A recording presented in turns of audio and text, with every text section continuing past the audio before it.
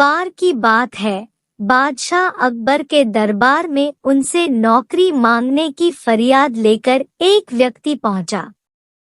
उसकी कुछ देर बातें सुनने और बुद्धि की परीक्षा लेने के बाद बादशाह ने उसे चुंगी यानी टैक्स वसूलने वाला अधिकारी बना दिया। बीरबल भी उस दरबार में मौजूद थे। उन्होंने उसे कुछ देर ध्यान से देखने के बाद कहा कि बादशाह, यह व्यक्ति ज्यादा ही चालाक लग रहा है। यह जल्द ही कुछ न कुछ बेईमानी जरूर करेगा। होते होते कुछ समय गुजरा और तब तक उस व्यक्ति ने टैक्स वसूलने का काम पूरी तरह संभाल लिया था। एक दिन बादशाह अकबर के पास एक दो व्यक्ति उस अधिकारी की शिकायत लेकर आए। शिकायतें मामूली थी, इसलिए उन पर ज्यादा किसी ने ध्यान नहीं दिया। उसके बाद रिश्वत लेने और जनता को परेशान करने के आरोप भी उस अधिकारी पर लगने लगे। इतनी शिकायतें आने पर बादशाह ने सोचा कि इसका तबादला ऐसी जगह कर देता हूँ जहां इसे बेईमानी करने का मौका ही न मिल पाए। इतना सोचते ही बादशाह ने फैसला किया कि उसे अस्तबल का मुंशी बनाया जाएगा। फिर अकबर ने मन में कहा कि अब घोड़ों की लीद उठवाने के काम में ये क्या ही बेईमानी कर पाएगा। वहां मुंशी के पद पर पहुंचते ही उस व्यक्ति ने फिर रिश्वत लेना शुरू कर दिया। उसने सीधे घोड़े की देखभाल करने वालों से कह दिया कि तुम लोग घोड़ों को कम दाना पानी खिलाते हो। इसका पता बादशाह को चला है, इसलिए मुझे लीद को तोलने के लिए भेजा है। अब अगर लीद का वजन कम हुआ तो सबकी शिकायत बादशाह से कर दूंगा।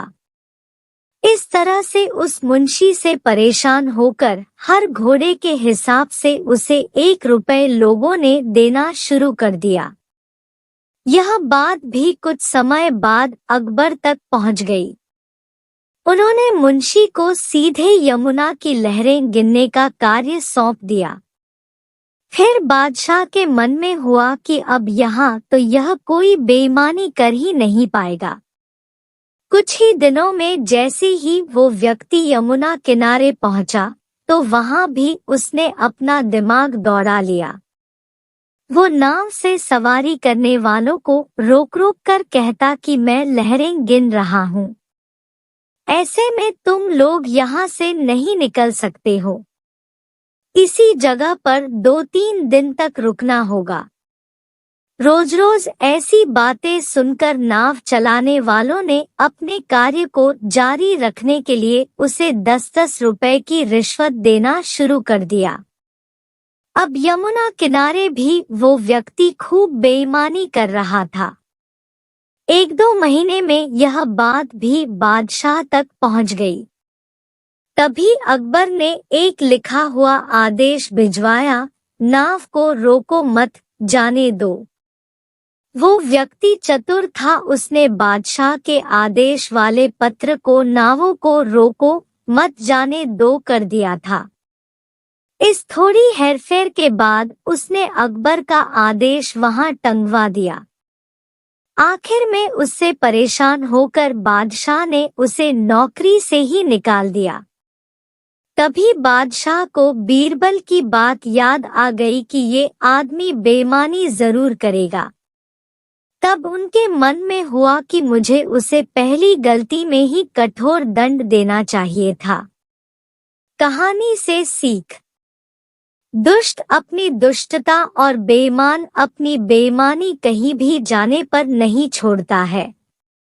एक शाम राजा अकबर अपने प्रिय बीरबल के साथ अपने शाही बगीचे की सैर के लिए निकले। वह बगीचा बहुत ही शानदार था। चारों ओर हरियाली ही हरियाली थी और फूलों की भीनी भीनी खुशबू वातावरण को और भी खूबसूरत बना रही थी। ऐसे में राजा को जाने क्या सूझा कि उन्होंने बीरबल से कहा, बीरबल, हमारा मन है कि इस हरे भरे बगीचे में हम हरे घोड़े में बैठकर घूमें।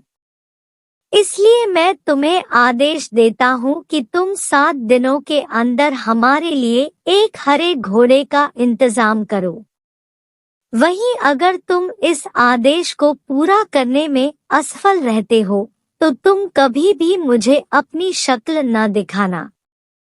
इस बात से राजा व बीरबल दोनों वाकिफ थे कि आज तक दुनिया में हरे रंग का घोड़ा नहीं हुआ है। फिर भी राजा चाहते थे कि बीरबल किसी बात में अपनी हार स्वीकार करे।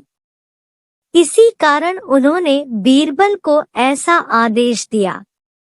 मगर बीरबल भी बहुत चालाक थे। वो भली भांति जानते थे कि राजा उनसे क्या चाहते हैं।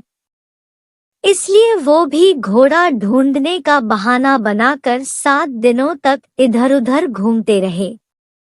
8वें दिन बीरबल दरबार में राजा के सामने पहुंचे और बोले, महाराज, आपकी आज्ञा के अनुसार मैंने आपके लिए हरे घोड़े का इंतजाम कर लिया है, मगर उसके मालिक की 2 शर्तें हैं।